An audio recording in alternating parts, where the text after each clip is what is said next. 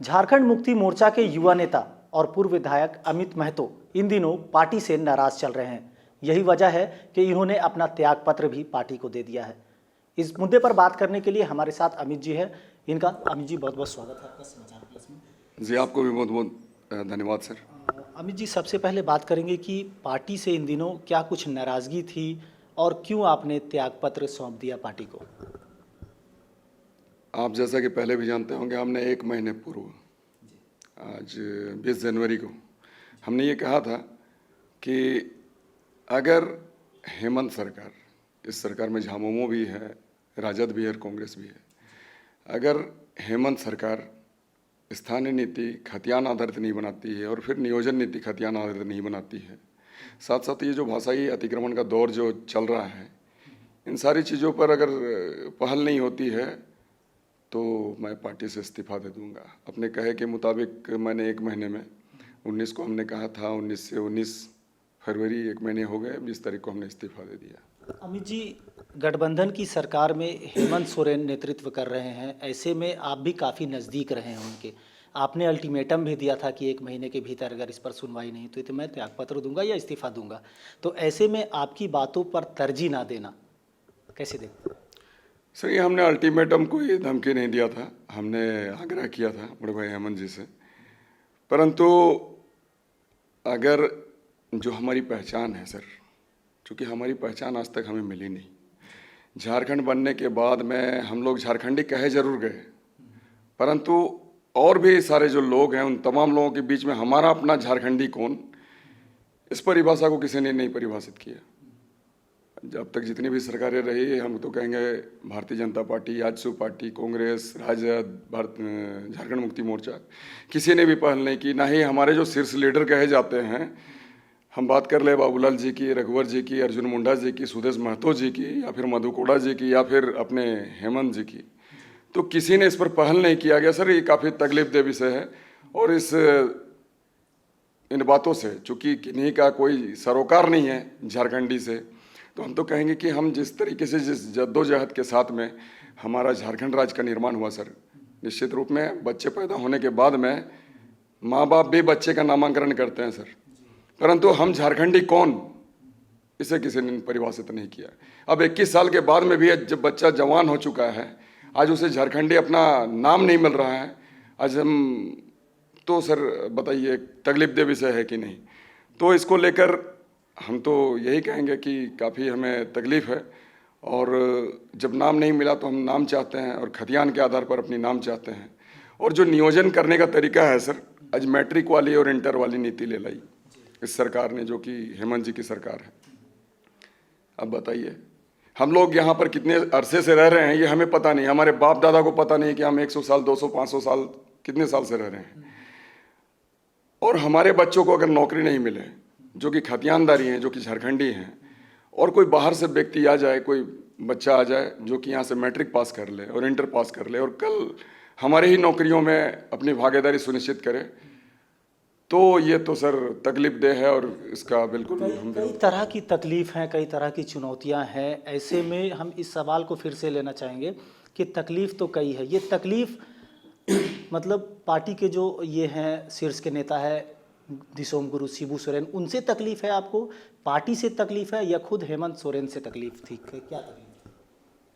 Sir देखिए, ये गुरुजी तो हमारे श्रद्धेय हैं, आदरणीय हैं, और उनके मार्ग पर हम चलना चाहते हैं। जिस तरीके से उन्होंने झारखंड को अलग किया है, उनका टारगेट यही था कि हमारा समृद्ध झारखंड कैसे बने, खुशहाल झारखंड कैसे बने, हमारे झारखंडियों को अधिकार कैसे मिले, एक एक झारखंडी परिवार कैसे हमारा खुशहाल हो, और बेहतर तरीके से अपनी रोजगार करके वो गुजर बसर बेहतर तरीके से कर सके, सबको उचित शिक्षा का मौका मिले।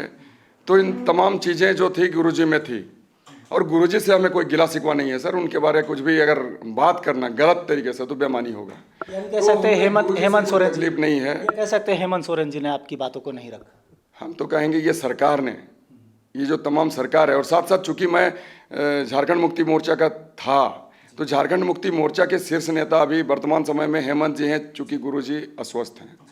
अब जब हेमंत जी हैं और वो आज की कमान को संभाल रहे हैं, बहुमत की सरकार है, सबसे ज़्यादा उनके पास विधायक हैं, तो ऐसे परिस्थिति में जब वो लीडिंग पर्सनालिटी हैं, लीडिंग रोल में हैं, तो सबसे पहले तो उनको पहल करना चाहिए, क्योंकि वो हर इसी कमिटमेंट के साथ, उनका यही कमिटमेंट था झारखंडियों के प्रति कि हमारी सरकार बनते के साथ तृतीय और चतुर्थ वर्ग की नौकरियों में हम उन्हें नियोजित करेंगे जो भी हमारे खतियानदारी होंगे।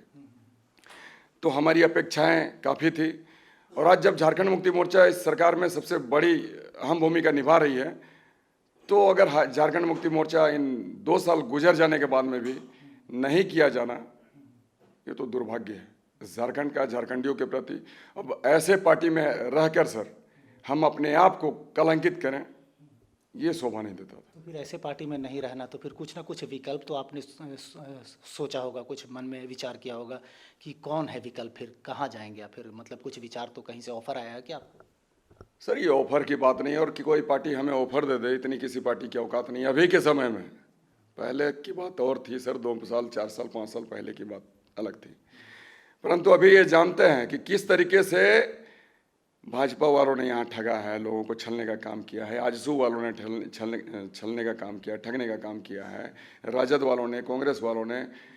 तो ये किसी की औकात नहीं है सर कि अभी कोई हमसे बात कर ले, क्योंकि सबों का सत्ता और उस सत्तासीन पीरियड में हर झारखंडियों ने उनकी गतिविधियों को देखा है, कार्यशैलियों को देखा है, किस तरीके से उन लोगों ने हमारे यहाँ इस झारखंड प्रदेश को भय, भूख, भ्रष्टाचार और धोखा के सिवा कुछ नहीं दिया। दूसरी पार्टियों से धोखा मिला, भ्रष्टाचार हुआ, तो अभी तो हेमंत सरकार में भी से भी आप नाराज हैं, तो फिर क्या लगता है कि ये पार्टी भी जो है, ये भी लोगों की मतलब जन मुद्दों के जो ये है उस पर खरा नहीं है?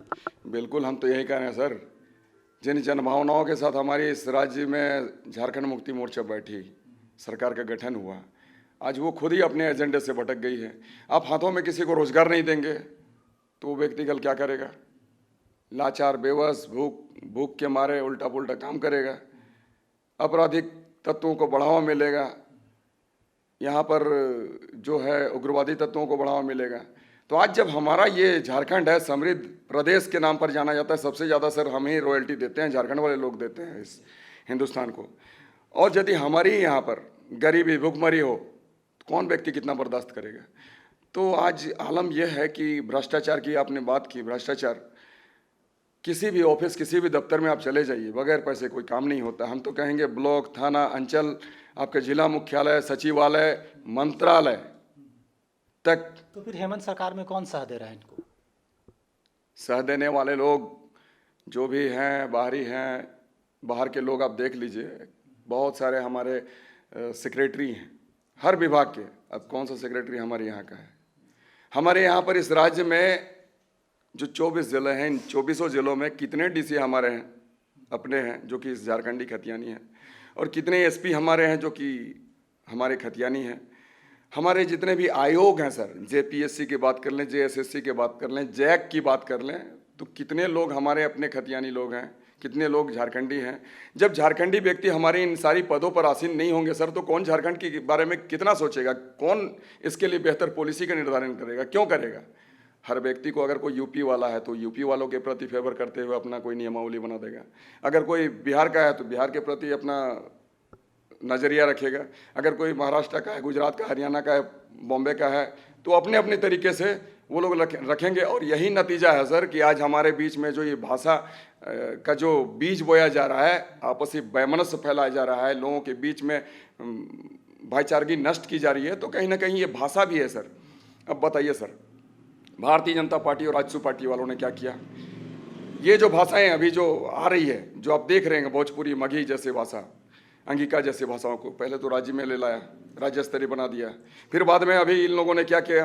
अभी अब हेमंत जी बैठ गए, पहले तो थे भारतीय जनता पार्टी आजसू वाले लोग, उन लोगों ने अपने तरीके से राज्य में ले लाया इसे। अभी के समय में यहाँ पर सत्तासीन सरकार, हेमंत जी की सरकार, इन्होंने क्या किया? इसे राज्य से उठाकर जिले में ले लाया। और जिले में जो हमारा अपना परस्पर जो प्यार, परस्पर भाईचारगी, प्रेम था, उसको इन्होंने कलह पैदा कर दिया।